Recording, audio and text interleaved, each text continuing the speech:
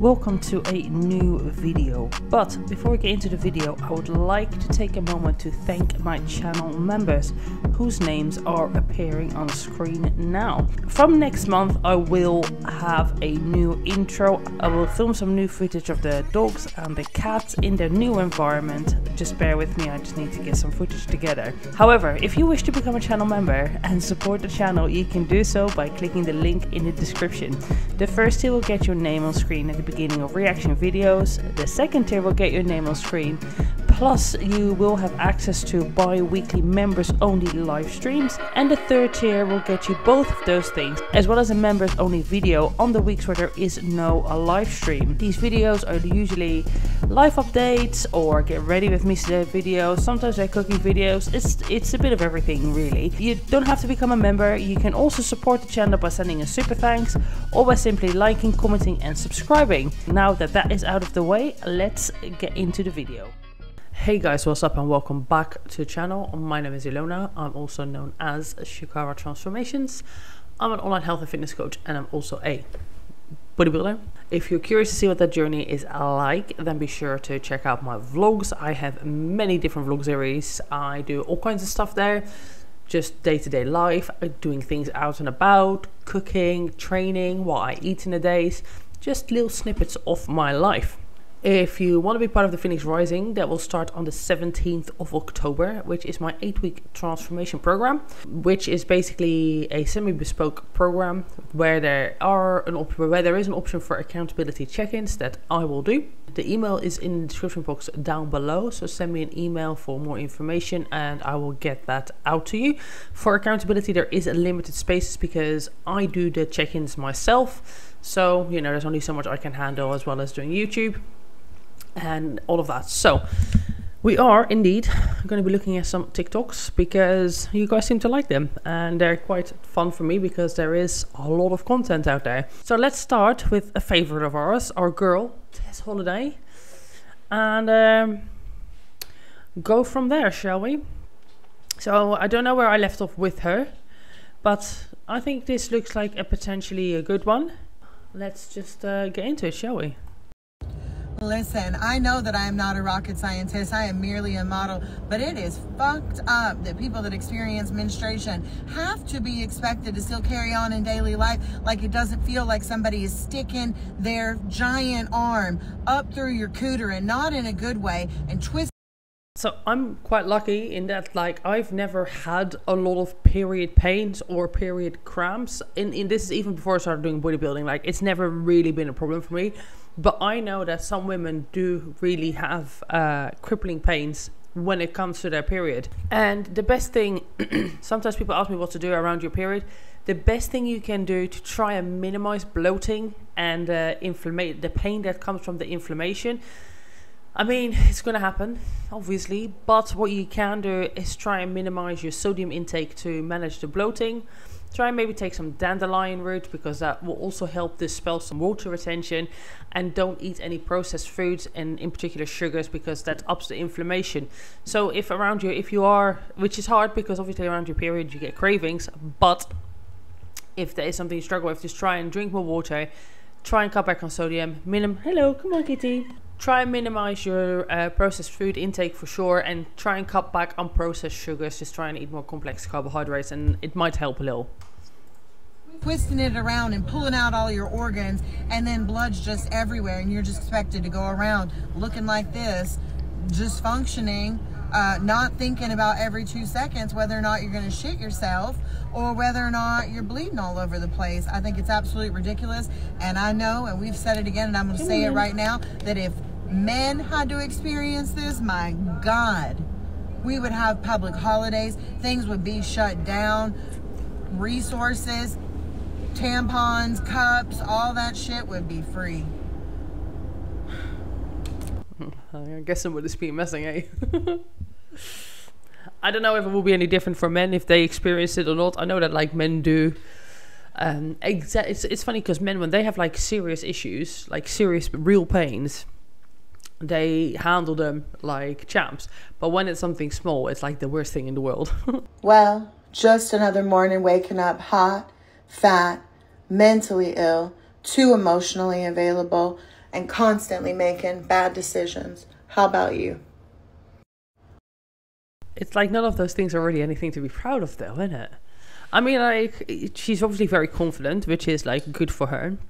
But hard, fat, mentally ill and too emotionally too available. It's like, well, if you don't want people to like use and abuse you, or at least use you, maybe not abuse you, but if you don't want people to use you, you need to be a bit more guarded with your, or more sensible with your emotions and your feelings. You know, like, I'm not somebody personally, until I know that something is real, or like quite serious, that I'm very up for like posting a lot on social media. I'll do some posting like here and there, but I'm not really into like soppy social media posts and shit like that anyway. But I don't know, like, it's people like Tess that they carry like mental illness as a badge of honor. And like, don't get me wrong, I think it's important to talk about mental illness, and like, you know, obviously I refer sometimes back to my history of eating disorders and stuff like that. But when I was going through it, it was nothing that I was proud of. I don't think it's anything you should be embarrassed of either, but there's a difference between it being your identity and something that is just something you're going through and you're talking about in order to try and help other people.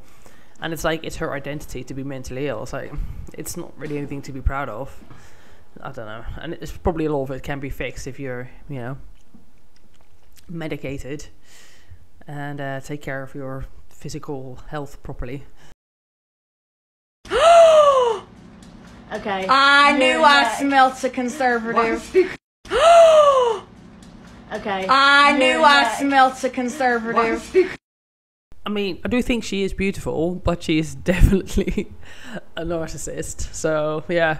No luck. When I say don't settle, it doesn't mean in looks, you know, money, morals, any of that stuff. That's, to me, a no-brainer. And looks are important, so don't come for me. It is. Attraction is everything.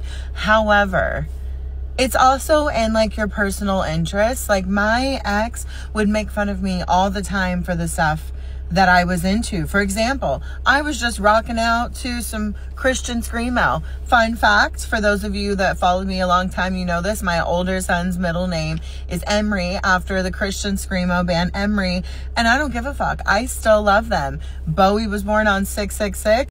Screamo, I've never even heard of that, but okay. It is what it is, 6616. But I love what I love, and they wouldn't even let me play it in the car without making fun of me, like their taste was elitist. So, you know, I know one day somebody's going to be out there and they're going to let me blast my Christian screamo, you know, and sing, and they're going to love and appreciate me for me. But until that day comes, if it ever comes, I'm just going to be basic, drink my pumpkin chais, mind my business. So this is a criteria in the relationship, that the person you're with has to like your music taste. I have quite an eclectic taste in music. Most of, like, half of the time, if I'm even trying to put a song onto Instagram, it doesn't even exist in the Instagram library. Now, that's not like a flex or anything. My point with that is that, like, I know the music that I listen to is probably not to everybody's taste. I don't think that having a music taste in common is a necessity for a good relationship. Should they mock you? Should they take the piss out of you? Maybe not. But I don't know, like, I don't know the situation. Like, I don't know to what, like, does she put the music on, like, really loud? Is her singing really bad and it's annoying to listen to? I don't know.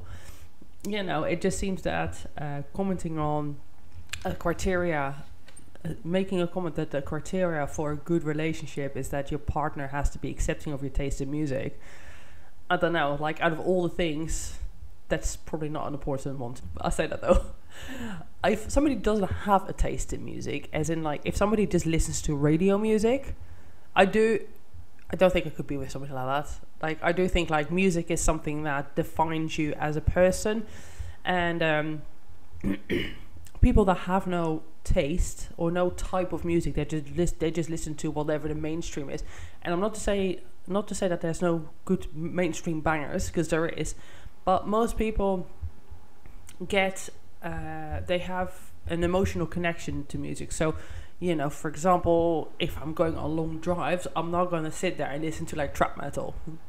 However, if I'm trying to set a 1 rep max, then yeah, it's like metal. It's like certain songs. If I'm generally training, I like to listen to a lot of drum and bass because it gives me the energy. If I'm walking somewhere and it's like nice and peaceful nature, I like to maybe listen to a podcast or some classical music. So I think like the mood will define your mood. Gets inspires the music that you're listening to. So if your music taste is literally just whatever's on the radio, like I don't understand that because first of all, like a lot of mainstream music is a bit crappy in my opinion.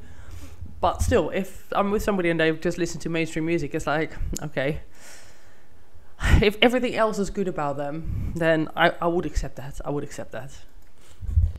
Do you know what I literally just realized? And yes, this is from a Del Taco parking lot. Mind your business. I just realized how fucking cool I am. Hear me out. Like, we always talk about, you know, like what us as kids would have thought about who we grew up to be. But like, I was listening to some music that was very nostalgic to me in my childhood, and I had to pull over and like get this all out because it's never occurred to me like I literally grew up to be everything that I dreamt of. She really is a fucking narcissist, ain't she? She is so full of herself. It's quite incredible to witness. Can you imagine? She's literally put in this scenario. She's driving along, listening to some songs, reminiscing about some times of past, of yonder, and she has to pull over to sit there and just take a moment, a breath, a second, to just fully absorb how fucking amazing she thinks she is. Wow. Wow. I just don't know. I just don't know what to say. Like, I don't care if you're like supermodel of the world, Bella Hadid, or what, like the best of the best of the best. Just the fact that you would come out here and say like, I had to take a moment to basically revel in my own amazingness. Wow. And I have the audacity to be mean to myself. Like, I have achieved so many amazing things. I have had a roller coaster of a life, and it's still gonna get better. And I have the audacity to be mean to myself. Stupid. Do you know what I live? And just to clear the air, I don't give a fuck about how I'm the bad. And just to clear the air, I don't give a fuck about how nobody feel about me. Oh yeah, Tess being an anorexic. That was a hoot. That was a moment, wasn't it? Keep feeling it, bitch. And just I'm the bad guy. Duh. Fucking hell, her legs look so painful. The knees. Oh my god, I just can't. She must be in agony. Just woke up from a nap, and I want to talk to y'all about what happened to me yesterday because I think it's important to discuss. I have always been really vulnerable. You pulled over and realized you were amazing and the best thing since sliced bread. Online, and I have shared my life in a way that has felt good and authentic to me with y'all. And part of that was making the choice to share my eating disorder diagnosis. And obviously... The anorexia one. You know, I'm not laughing at anorexics because I was bulimic for about 15 years on and off. So I know that eating disorders is a real fucking thing. But for somebody like Tess Holliday to basically be like, I'm an anorexic when she's like grossly morbidly obese, it's a joke. Obviously, the world had a lot to say because I'm fat. And fat people just can't be anorexic, which is not true. I know. And I try to be understanding. Like anorexia, shall we get up the I'm pretty sure part of the definition of anorexia is a fear of gaining fat, as well as like starving yourself to very like you don't have to be a very low level of body fat at the time, but usually that's how it ends up. It's a fear of gaining fat. It's a way of control. And it's the control is achieved through eating very, very little. And usually that results in being a very low level of body fat. And yeah, not being grossly morbidly obese. Like eating a lot and being an anorexic, it doesn't go hand in hand. It literally contradicts. Understanding that there's going to be people that are going to see me, hear me talking about this, and just think, what the fuck? But also, I just think more people should practice critical thinking, but that's too much to ask. Anyway, yesterday I woke up and there were these two pea brains that had posted a video about their shitty podcast, kind of talking about my eating disorder and saying that I was lying, which, okay. But the part about it that bothered me was the deep dive that they did, trying to discredit my lived experiences by saying that, well, she hadn't experienced that, so I couldn't have experienced that. And obviously the math is not mathing. This is just a reminder to those of y'all that might be suffering from an ED like me, that eating disorders are a mental illness. Yeah, and part of the mental illness of anorexia is, part of it is a fear of getting fat, and a part of it is exerting control on your life through heavy restriction of food. Therefore, being morbidly obese and anorexic, it just doesn't go hand in hand. It doesn't mean that you can't start off big and become small. You can. But she posts videos of herself eating all the time.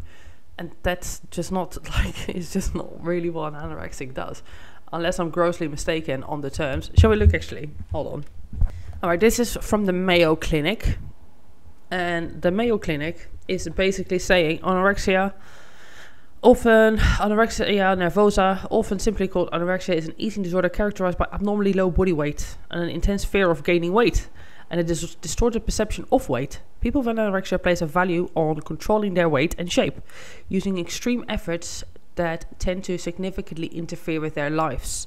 To prevent weight gain or to continue losing weight, people with anorexia usually severely restrict the amount of food they eat. They may control calorie intake by vomiting after eating or misusing laxatives, diet aids, diuretics, and enemas. They may also try to lose weight by exercising excessively. No matter how much weight is lost, the person continues to fear weight gain. Anorexia isn't really about food. It's an extremely unhealthy. Anorexia isn't really about food. It's an extremely unhealthy and sometimes life-threatening way to cope with emotional problems. When you have anorexia, you often equate thinness with self-worth. Anorexia, like other eating disorders, can take over your life and can be very difficult to overcome.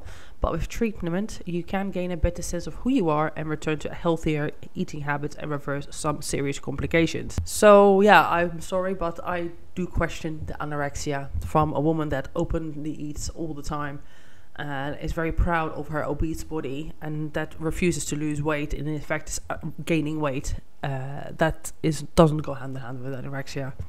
So, yeah. But what do I know? I'm not a doctor, so. Doesn't give a shit about fat people. You don't have to prove anything to anybody. It's your lived experience. No one can take that away from you. And if anyone is debating on whether or not you are actually suffering from a mental illness, then baby, they are a piece of shit. And I'll be damned if I'm going to let somebody use my name to get views and talk about something deeply personal that I chose to be vulnerable about to help others. And TikTok removed my video for bullying in my response to that. But it's fine because I didn't want to give them views anyway. But just know that you are not alone. I believe you. You are trying your best. You are loved. And that's all that matters. I still don't believe she's anorexic. Hey y'all, let's pray my phone doesn't fall over. It's currently propped up on a thing of cherry tomatoes. So every morning I make my 6-year-old breakfast and I go all out. I will cook and it's usually some kind of protein, veggies, fruit, yogurt. He likes to eat kind of charcuterie style. So he's not here this morning. I put on some Beyonce because that's all anybody should have been listening to for the last few weeks. And I decided, you know what? I'm going to make myself food because I have time, because I always make him food, but I don't make myself food. And that's part of my eating disorder. So what does she do then? Does she just eat takeout, or she restricts for a long period of time and then she has like a massive meal because she is essentially putting herself, well, she waits until she's starving and then she eats a lot of food, which is why a lot of people are recommended to have like a breakfast at the start of the day, because it kind of just sets you up. And it stops you from getting to a point where you're extremely hungry and then overeat. So if you are trying to lose weight, do try and eat at regular intervals. You're more likely to lose weight that way, because you're constantly eating and not getting to a point of just being extremely hungry and then overeating. Disorder, and my nutritionist told me, you know, and it's so simple, feed yourself how you would feed him. And I don't always do that, but today I did. And I made like a chai. I mean, that looks pretty good. There is some bread, there is some eggs, there is some avocado, so we've got protein, healthy fats, some eggs. I would say it's quite a large portion, but then she is a large girl, so she could easily have one of those a day and then like have 2 or 3 other meals and still lose weight if she wanted to lose weight, which we know she doesn't. But it's a big breakfast. I would say like half of that would be a good portion. An onion, cream cheese bagel with bacon, some spicy avocado, a little boiled egg, and I might not eat it all, but I did it. So do something nice for yourself. Hey y'all. The breakfast in itself is good. Looks nice. Do the fat people. No, it's not okay to be fat. Start with this as a basis, right? So no, I can't look at that. Sorry. I can't. Would you ever consider that healthy? No. Would you ever consider that beautiful? No. Why are you... I mean, I think Tess is beautiful. I just don't think her, like, in no offense, I just don't think her body is. But her face is, and I know that's a very fatphobic thing of me to say, and that's fine, I'll take it. But it's just like, to me, an obese body looks sick, and I just don't think it looks nice. Like, the same way as that, like, if, like, I just don't think anorexic bodies look nice. Sorry.